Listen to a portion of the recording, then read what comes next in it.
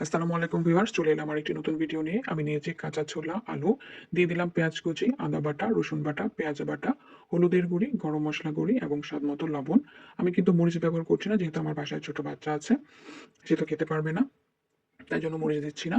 আমি এটা ঢাকনা ছাড়াই সেদ্ধ করে নিব, কারণ আমি পাত্রটি যেহেতু ছোট নিয়েছি। আপনারা চাইলে ঢাকনা দিয়ে সিদ্ধ করতে পারেন।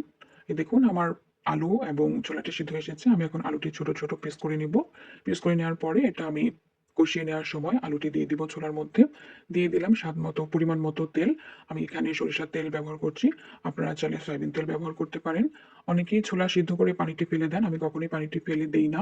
আমি পানিটা রেখে দেই। কারণ পানি ফেলে দিলে সেটা তো সব পুষ্টিগুণ চলে গেল। আমি এখন নাড়াচাড়া করে আলুটি মিক্স করে পিস করে রাখা আলুটি মিক্স করে আমি এটা নাড়াচাড়া করে কষিয়ে নিব। আমার ছোলাটি কিন্তু প্রায় হয়ে এসেছে। আমি এখন কষিয়ে নিচ্ছি।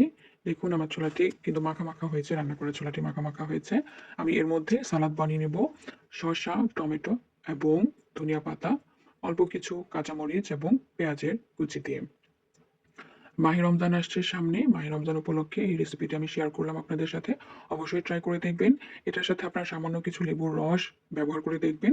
খেতে অনেক টেস্টি হয়েছে। আমি লেবুর রস ব্যবহার করছি না। আপনারা চাইলে অবশ্যই লেবুর রস ব্যবহার করবেন।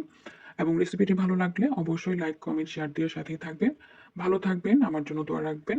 সবাইকে মাহে রমজানের অনেক, অনেক শুভকামনা।